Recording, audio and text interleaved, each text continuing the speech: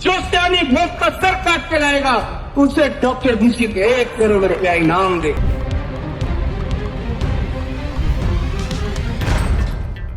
एक तरफ जहां बीजेपी महिला सुरक्षा और महिला सशक्तिकरण के बड़े बड़े नारे लगाती है, मंचों से बेटियों के सम्मान की बातें करती है, लेकिन वहीं दूसरी तरफ बीजेपी का एक नेता खुलेआम एक महिला नेता का सिर काटने पर इनाम घोषित करता है। ऐसे में सबसे बड़ा सवाल यही है कि आखिर इस तरह के बयान से देश की राजनीति किस दिशा में जा रही है? क्या अब राजनीतिक विरोध का मतलब खुलेआम हिंसा की धमकी देना रह गया है? और क्या ऐसे बयान ये नहीं दिखाते कि कुछ लोगों को कानून का बिल्कुल डर नहीं बचा?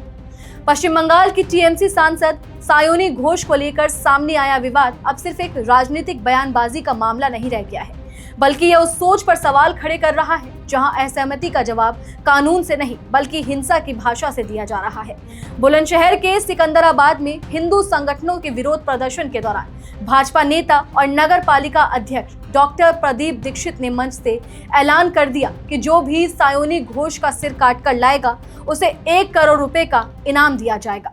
जो सैनिक भोग का सर काट के लाएगा उसे डॉक्टर बीसी के 1 करोड़ रुपया इनाम दे। बयान सामने आते ही सोशल मीडिया पर हड़कंप मच गया और वीडियो तेजी से वायरल होने लगा। नमस्कार, मैं नंदिनी सोनी और आप देख रहे हैं द हिंदी टॉक। दरअसल हिंदू संगठनों का आरोप है कि सायोनी घोष ने सोशल मीडिया पर भगवान शिव और शिवलिंग को लेकर आपत्तिजनक पोस्ट साझा की थी, जिससे धार्मिक भावनाएं आहत हुई।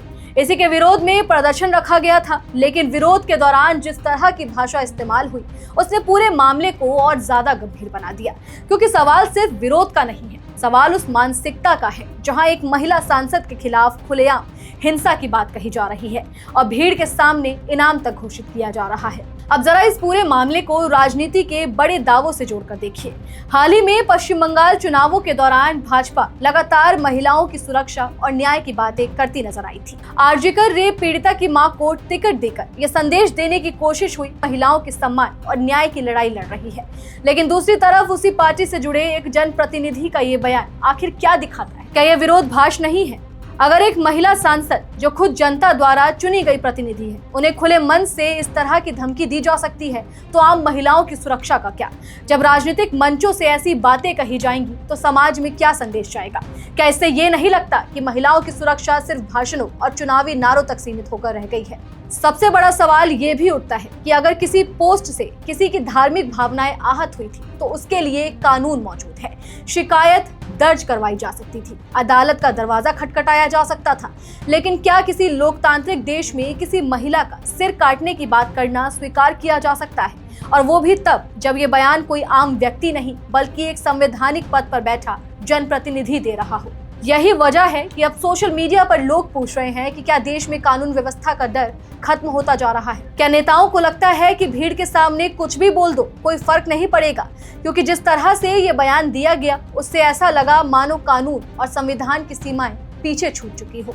विपक्षी दलों ने भी इस बयान पर कड़ी आपत्ति जताई है। कांग्रेस नेताओं का कहना है कि भाजपा की कटनी और करनी में बड़ा फर्क साफ दिखाई देता है। महिला सशक्तिकरण की बातें करने वाली पार्टी के नेता अगर किसी महिला के खिलाफ हिंसक बयान दे तो ये बेहद चिंताजनक है। हालांकि वीडियो वायरल होने के बाद भी अब तक कोई कार्रवाई सामने नहीं आई है। पुलिस का कहना है कि शिकायत मिलने पर जांच की जाएगी, लेकिन लोग यही पूछ रहे हैं कि जब वीडियो खुलेआम वायरल है तो कार्रवाई के लिए सिर्फ तहरीर का इंतजार जरूरी है। फिलहाल सायोनी घोष विवाद अब सिर्फ एक बयान का मामला नहीं रह गया, यह उस बड़े सवाल का हिस्सा बन चुका है जहां लोग पूछ रहे हैं क्या इस देश में महिलाओं का सम्मान सिर्फ चुनावी मंचों तक सीमित है?